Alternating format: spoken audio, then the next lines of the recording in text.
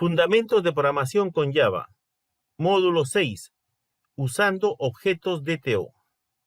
En este módulo vas a poder aprender a utilizar objetos DTO en el desarrollo de software. Este tipo de objeto es muy útil, ya que te va a simplificar muchas veces el desarrollo del software, como lo vas a poder constatar en los ejemplos que se van a desarrollar.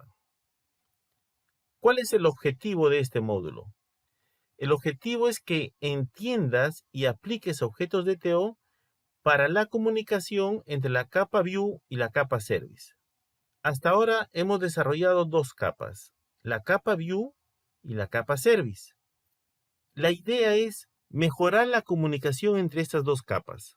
¿Qué quiere decir mejorar la comunicación? Que el número de llamadas que haga el View al Service sean las menos posibles. Y para eso debemos utilizar los objetos DTO. Vamos a ver la definición de este tipo de objeto. Es importante conocer el propósito de este patrón para poder entender cómo se debe aplicar este objeto. Bien, lo primero que vamos a ver es qué cosa es este objeto DTO según la explicación de Martin Fowler. ¿Qué nos dice Martin sobre este objeto? Dice, los objetos DTO se denominan objetos de transferencia de datos porque su único propósito es transferir datos en costosas llamadas remotas. ¿Qué quiere decir esto? Primero, debemos entender que estos objetos se utilizan para transferir datos. Eso es lo primero que debemos entender. Y esta definición lo pone en un contexto remoto. Claro, porque las llamadas remotas pueden resultar muy costosas, en cuanto a recursos, incluido el tiempo de respuesta. Entonces el objetivo es minimizar la cantidad de llamadas que se hace a un componente remoto. Sin embargo, también nos dice que los patrones siempre tienen dos partes, el cómo y el cuándo. No solo se necesita saber cómo implementarlos, también se debe saber cuándo usarlos y cuándo no. Lo que pasa es que este objeto DTO, Martin Fowler lo pone en un contexto remoto, pero también se viene usando en contextos locales. En aquellos contextos en que una aplicación tiene varias capas, por ejemplo la capa View y la capa Service, y allí también podemos utilizar el objeto DTO. Entonces es importante saber en qué casos podemos implementar este tipo de objeto. Y cuando lo implementemos, estemos seguros de que es la mejor solución, que nos está facilitando el desarrollo del software. Ese es el objetivo. Entonces, si la aplicación del objeto DTO te simplifica el desarrollo del software y sobre todo que te permite un mantenimiento fácil, entonces creo que estamos por buen camino. Veamos el contexto. La idea es mejorar la comunicación entre aplicaciones y servidores. Ese es el contexto de Martin Fowler y ahí está la URL para que puedas verificarlo. Entonces, ¿qué cosa es lo que tenemos en este contexto? En primer lugar, tenemos las aplicaciones cliente. Estas aplicaciones cliente pueden ser aplicaciones de escritorio, pueden ser aplicaciones web, pueden ser aplicaciones móviles. En general, pueden ser aplicaciones de un proveedor, de un cliente, que se comunica con otras aplicaciones que se encuentran en otro contexto. Entonces, ese otro contexto hace que la comunicación sea en un contexto remoto.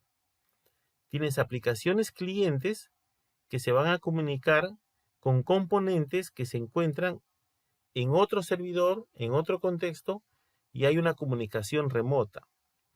En este contexto se pueden utilizar los objetos DTO. En este contexto, el cliente puede enviar un objeto DTO con los datos que quiere transferir al componente que se encuentra en el servidor. Este componente resuelve ese requerimiento y comunica también la respuesta a través de un objeto DTO. Este es un contexto muy interesante porque de esta forma minimizamos las llamadas que se hacen al componente remoto o a la aplicación remota. Pero esta idea también la podemos llevar a aplicaciones locales, ya que una aplicación tú la organizas en capas. En este caso vamos a ver la capa View y la capa Service. Entonces, la misma idea es llevar a las capas de una aplicación. Quiere decir que vas a utilizar objetos DTO entre las capas que tú desarrollas en una aplicación. Tenemos, por ejemplo, una capa View. Esta capa View necesita comunicarse con la capa de servicios o el componente de servicios. Entonces, la idea es que para que tú mejores esta comunicación, puedas hacer uso de objetos DTO. El componente View hace un requerimiento a la capa Service y le envía los datos a través de un objeto DTO. La capa Service devuelve los resultados en otro objeto DTO. Como puedes ver, esto va a mejorar la comunicación entre las dos capas. En este módulo vamos a ver ejemplos en este contexto. Ahora veamos las características de un objeto DTO. Es importante que tú conozcas las características para que puedas crear objetos DTO que realmente sean efectivos. Bien, en primer lugar, lo que tú tienes que saber es que el objeto DTO es un objeto que se utiliza para transferir datos. Por lo tanto, tiene características muy importantes. Tiene sus atributos, sus constructores y sus métodos get y sus métodos set. Entonces, tú tienes que tener claro eso. Los atributos son privados y los métodos get y set y constructores son públicos. Entonces, ¿cuáles son esas características que debe tener este objeto? En primer lugar, los objetos DTO no implementan lógica de negocio. No puedes implementar lógica de negocio en los objetos DTO. No es allí donde debes implementar la lógica de negocio. La lógica de negocio se implementa en la capa Service. Luego sabemos que este objeto DTO debe ser un objeto plano, también denominado POJO. Es un objeto simple. No debe tener nada de lógica, simplemente son los atributos, constructores, métodos get y métodos set. Es un objeto llamado POJO. Luego tenemos que este objeto debe ser serializable, sobre todo si lo vas a utilizar en llamadas remotas. Debe ser un objeto serializable.